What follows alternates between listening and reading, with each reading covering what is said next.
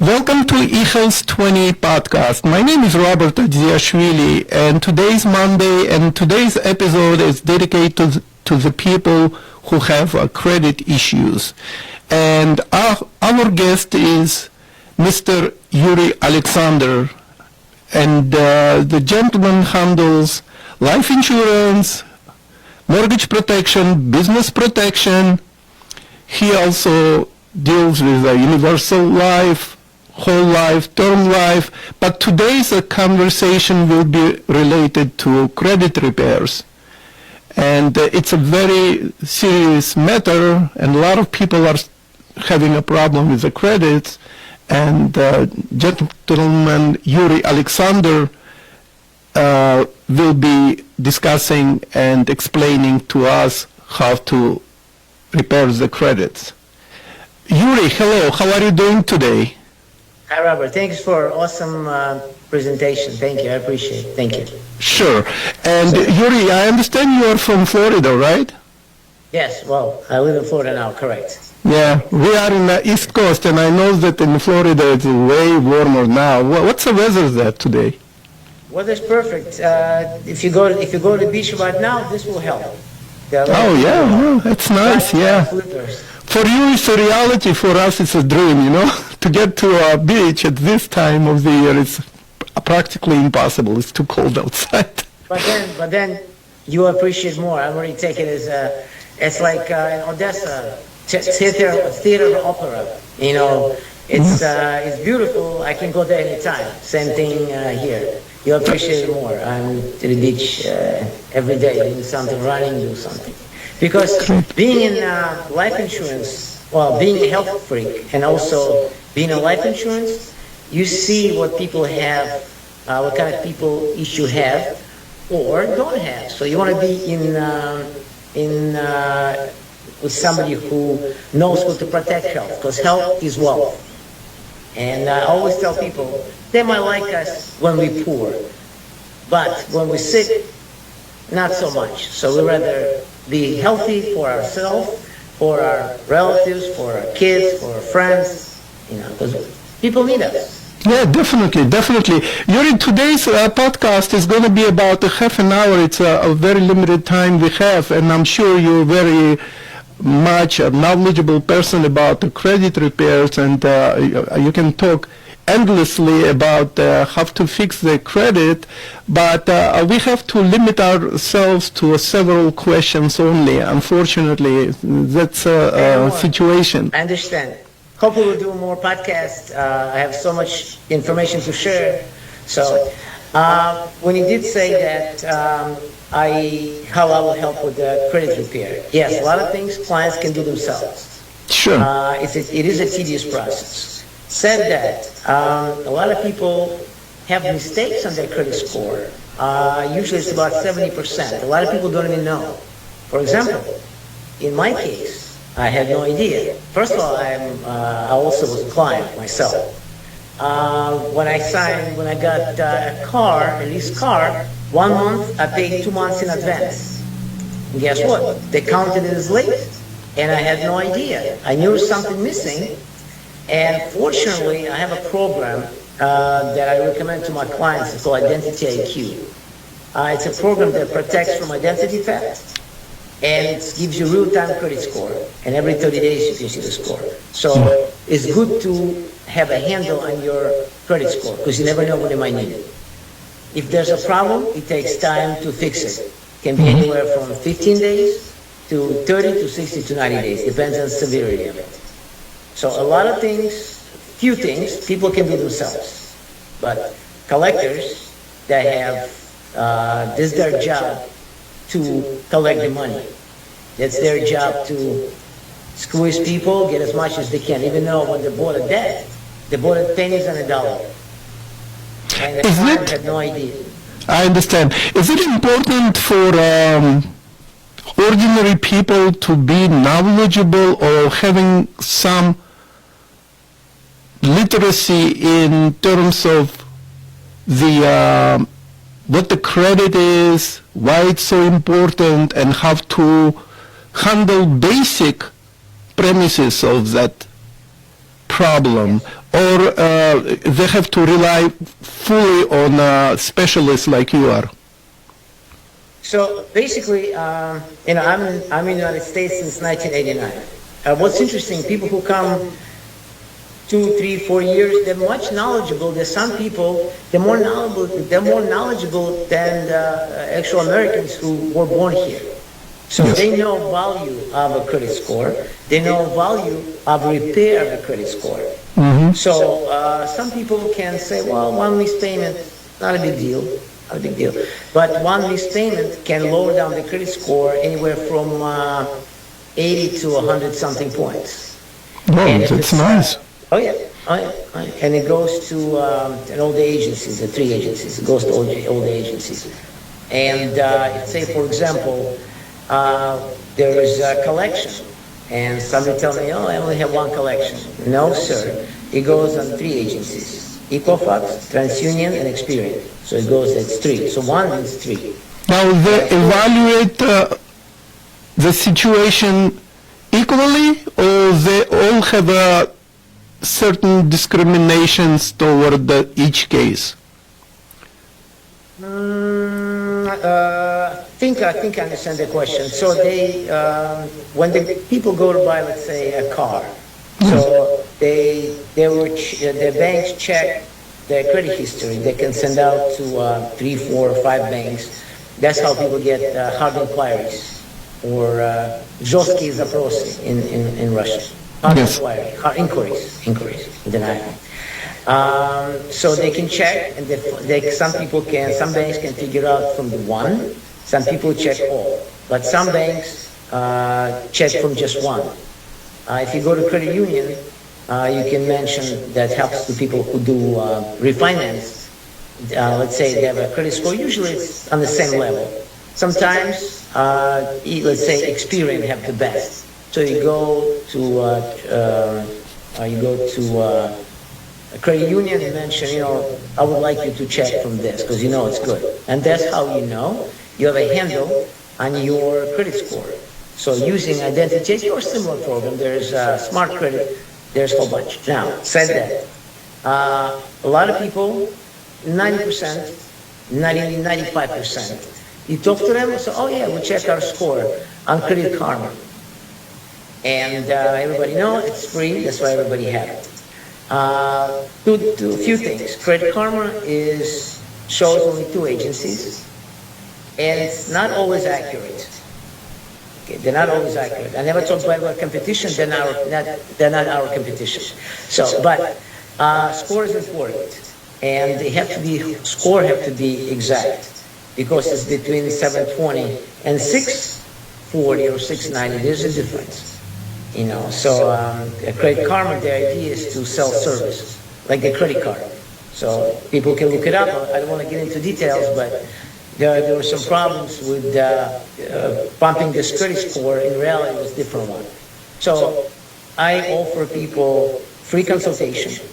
I tell them, after talking to me, they will know more than the average person. And because my personality is, I actually love dealing with people. That's why I pick life insurance, because I love helping. Whoever knows me, they know they're well. And when I work with somebody, I don't think how you can help me. I'm thinking or asking, what can I do for you? How can be useful for you? That's why I have so many friends and that's how I want to say, and relatives. That's not what I have so many relatives. Well, so when a person calls me for consultation, I will tell them to sign up for Identity IQ. It's for their own knowledge to know all the credit score. Sometimes people were hurt by other companies. When I mean hurt. So they have the element of trust. If somebody, there's a saying, if you once burnt a milk, you will blow on the water before you drink. Yeah, they're just saying. So they're really particular because it's they think you'll get all the information, and it's not so, because you only get information what needs to be to check the credit score. So that's information needed. They don't check your criminal records, yeah? No. It shows on the bottom. It shows your public records and it shows your credit score. So there's no If they're really particular, if somebody stealing the identity IQ have a program which protects from identity theft. Unfortunately, it can happen anywhere, in a restaurant, through QR code.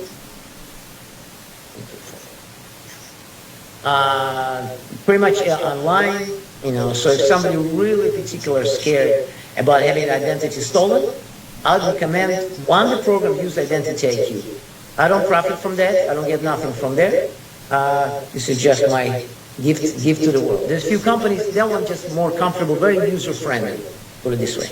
Mm-hmm. So, and said that, a lot of people don't know, by statistics, 60-70+% have mistakes on their credit score.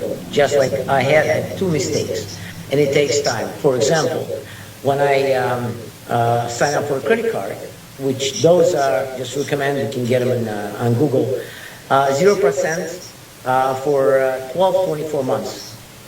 Somebody have a balance on their credit card with a percentage of 23%, and the monthly payment can be $200, $300, $400, it depends on it. So if they get a balance transfer card, it's a 0%, so they can transfer money from one card to another. And they have either 3 to 5%. Don't quote me on that one. But it's well worth it to pay cheaper. They can pay it off faster. And so when I sign up for that, the person who took my information from India, he missed on one number. So I was all happy, paid on time. Because they were taking money from the bank. And then I got a late notice. Apparently he made a mistake, and they went on credit score. And of course I called, very politely. They said, there's nothing we can do. They told me go back to a credit restoration company. I see. Yeah. And I told them I'll take care of it. Yeah, I have a question about people who, businessmen like you are, like me, like many others, who, God forbid, have a terrible credit for some reason. They mess up sometimes in the past, and because of that, their credit has been totally damaged, and they've been wiped out completely. Is it a possibility for those people to restore their business status and improve their credit score in a short period of time? Technically it's possible to do it like in a long period of time, I understand, but what about a short period of time, and how short? Okay. So I've seen in my work, I've seen as many as 140 inquiries. Usually it's 20, 25, 30, 40. I've seen 140. Also, I've seen the score as low as 300. And 850 is high as people can get. So if somebody have over 720, they can be all happy campers. So I always tell people, so the quick fix is, let's say for somebody who have a perfect score, but they need a boost, so they can add a trade line. Yes. So that can happen within usually 15, 20 days. That's adding an authorized line. Mm-hmm. I can tell more people about it. It can be somebody they know, or a company can provide that service. So it's called funding and piggybacking. Okay. If somebody have collection inquiries, our job, and attorney of the law, of consumers law, is to find the mistakes and legally get off the credit score with the power of the law. And I always tell people, so it takes them years to mess up their score, knowingly. And so 2-3 months, there's a possibility to have a score restored. If somebody, again, it's personalized. Sometimes it can happen in a month, sometimes a month and a half, 2 months, or 3 months. So we have way it's called paid by deletion. That's that's the thing that we use. Can anyone reach a maximum score? You brought like a really devastating numbers like 300 plus. Is it possible to make such a jump from 300 plus to 800 plus in 1 year period? Oh, it's not. Like for instance, if you made a fortune, if you made the millions of dollars, is your credit all of a sudden got the best? Okay. So 850 is the highest somebody can get. And there's just to brag about it. To go from 300, it's enough to go to 720 and up. So to get Tesla a year ago, you got to have a 720 score. I always tell people, credit restoration is a teamwork. It is a totally teamwork. Our job is find mistakes, the power of the law, get rid of the credit score. Customer, please don't make any late payments. Have utilization about 20 to 30%, and have a good revolving credit. Meaning, if somebody doesn't use the card, score just goes down.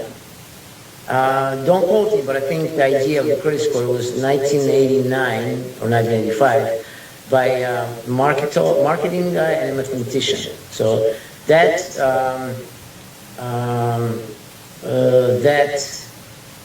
number is hard to predict. When somebody tells me, Yuri, can you tell me what my score is going to be, or it's going to be 730, 740?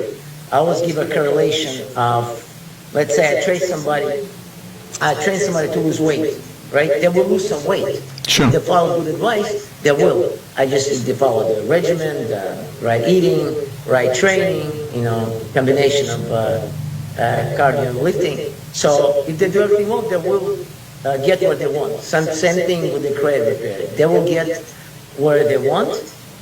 Sometimes I'm a nice guy in general for everybody. And my job, I'm happy when customers happy. So if I see we need just a little push, maybe extra month to help more, to see if there's more can be deleted, I extend that to people. And I treat everybody like it would be my family.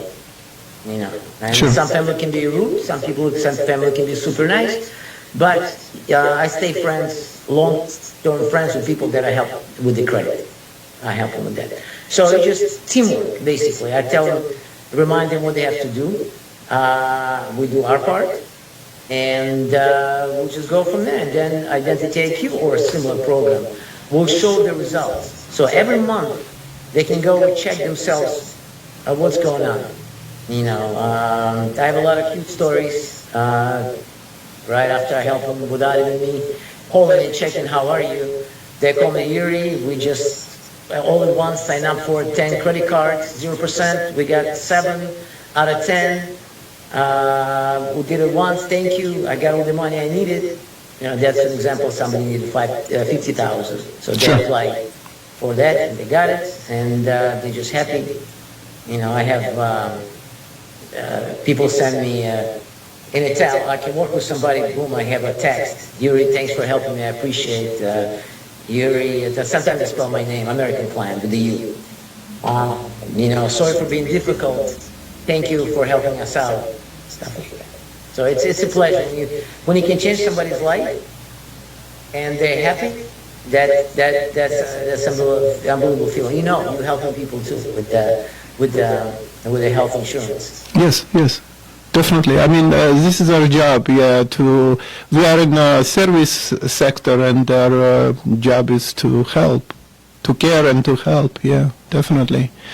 Yeah, since you mentioned the health insurance, in health insurance, a lot of my customers and even prospects sometimes addressing me with the issues of medical bills and unpaid bills that eventually going to become a debt.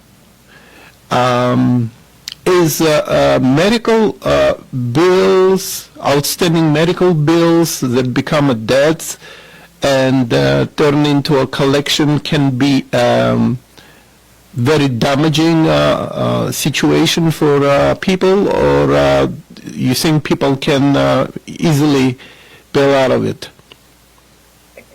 So prior to January, medical bills were issued. They were sent out to all the 3 agencies. Since January, I think, I looked it up, I think 21st. As first it was anything less than 500 doesn't go on the credit score, credit report.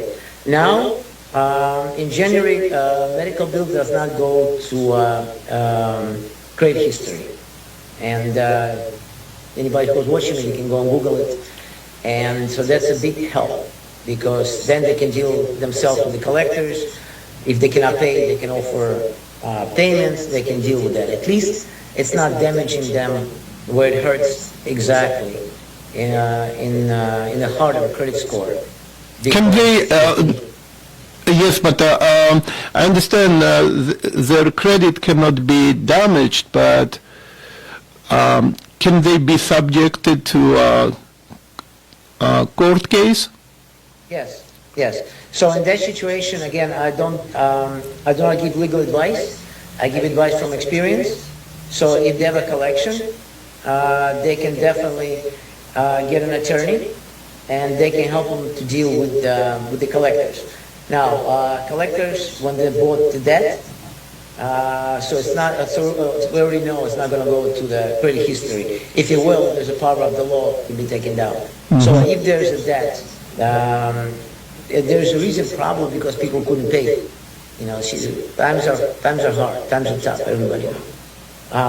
You know, with price on eggs. You know, mm-hmm. I just stopped eating eggs for health reasons. But before we were buying them like crazy. You know. So basically, you're hinting on the fact that some of those debts can be washed out, yeah? Rushed out? Say it again.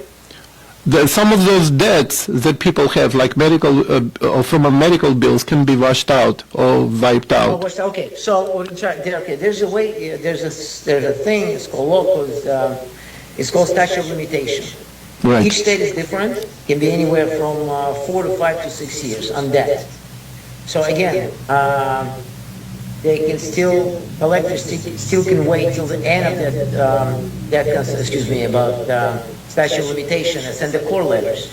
And when people get a letter from the court, it's very stressful, mm-hmm. because it's a court suing. You know, it's not a criminal; it's a civil. So I always tell people, breathe in, breathe out. Okay, and deal with it accordingly. Few things can be done.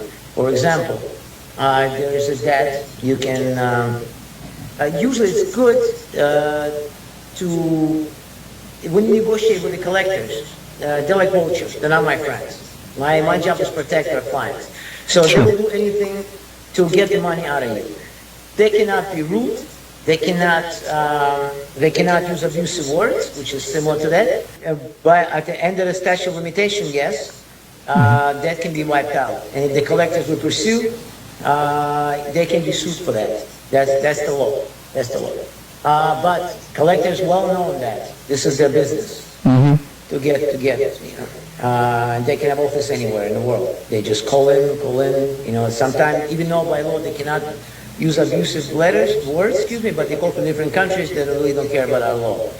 So if somebody, let's say, do not want to talk to collectors, they can call me or let me know. I'll give the verbiage, what to say, how for collectors not to bother them. So closer to the statute of limitation, collectors can start court procedures. Send a letter that they can take the people to court. Always in this situation, I recommend hire an attorney. Hire specifically, or there's a couple of programs that you pay monthly, like $30, $35 a month, whatever. You get an attorney on staff. I forgot the name of the program, but I can look it up. So they can do the paperwork for you. So this way they can give you advice. Again, you have to check with the program. I know a few people who have it, and it helps. So this way, you don't have to spend $120 to $100 an hour for consultation. So, by the way, from what I know, and it's not only about debt on medical. Some people can get letters to court from American Express, from Discover, because those two companies they, as far as I know, they don't hire extra, they don't give it to outside collectors, they collect themselves. And they might even take it to court for $500, $400. I've seen it. So it's either pay the amount, or you go to court, you present your case, and it says, time of hardship, what can we do? This is just from experience. Do you need to hire an attorney or lawyer to represent you, or you can handle that on your own in a court? Okay, well, you probably can go yourself, but I always tell, hire an attorney or have a source that you talk to attorney prior. Just idea how to deal with that, because going to court, especially for new immigrants, it's stressful. They don't know what's going on. They think it's criminal. You know, they're afraid of wage garnishment. There's so many things can do, and it's a tedious process too. So it's not happens to everybody. So individual case, but it's good to show up with the knowledge and at least say, you know, this is like this. It's hardship times. I can make payments. This is what I can do. And hopefully judge will be lenient, you know, have a nice smile, because nice smile is the key. Mm-hmm. And judge knows, because this is a time that it happens a lot. Mm-hmm. And also, I heard also that not only correct answers need to be given to the judge, but it has to be done in a certain way. And the attorney can actually guide you in that respect. Yes. Yeah, there's a couple of companies that present. I don't profit from that. I'm not the blogger, so I don't say use this company and get reimbursed. It's just some companies that for a certain amount of money they give you services to use the attorney's information, even for getting a ticket. So if somebody call me or write me, I'll look it up for them and give them the option.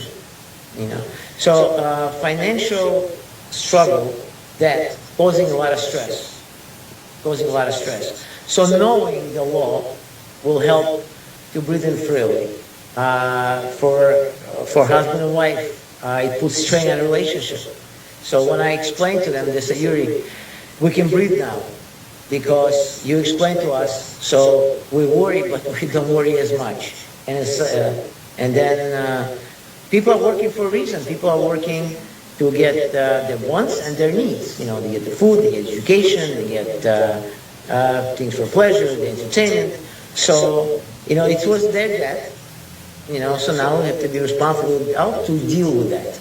And there is a way to pay less, but you have to know how to do it. And I will be very happy to give clients or anybody a call, explain how to do it. Again, it's not a legal advice. We do have attorneys on staff, but when I talk to somebody, I tell them from experience. And put people to at ease and tell them how can they get that problem resolved with the least pain as possible. Right. And also, I understand if it's a bank or if it's a financial institution, they can actually sell their debt to another party. But is this a case with hospitals or medical institutions if they present a bill and the customer unable to take care of that bill and eventually it's going to become debt?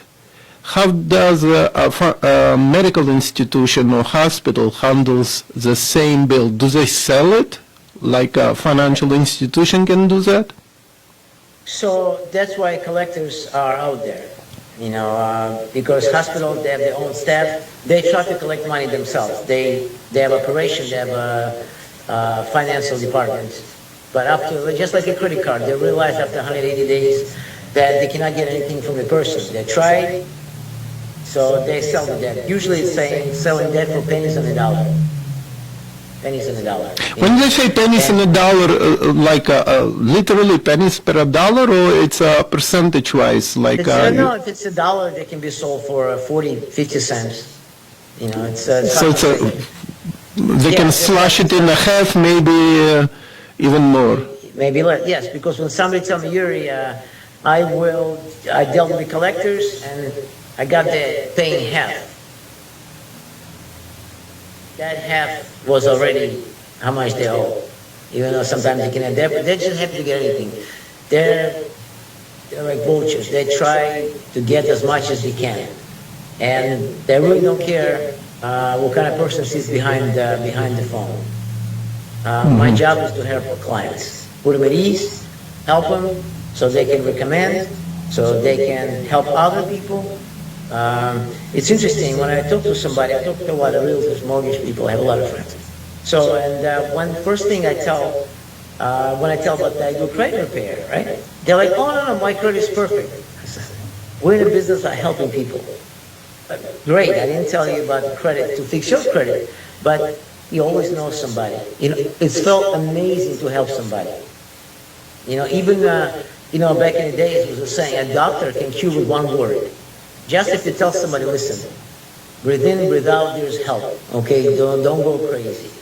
Because mental health is a serious matter. You know, small depression can grow into something bigger. Can become a suicidal, can become a homicidal. Yes. It can bring lots of terrible consequences, right? Yes, we all know about it. I use one metaphor, excuse me, since that Bruce Lee would say, if you have a problem and you're really worrying about what you got to do, think in your head, what's the worst thing that can happen? What is the worst thing that can happen? And when you realize that worst thing is not such a bad thing, it can be dealt with, you'll feel better. So I advise this to everybody. You know, people always ask me, why aren't you in the business of self-help or a psychologist? What I do is part of being a psychologist. You know, I don't write prescriptions, but when I deal with people explaining the law, what they can do, you know, how it can be helped,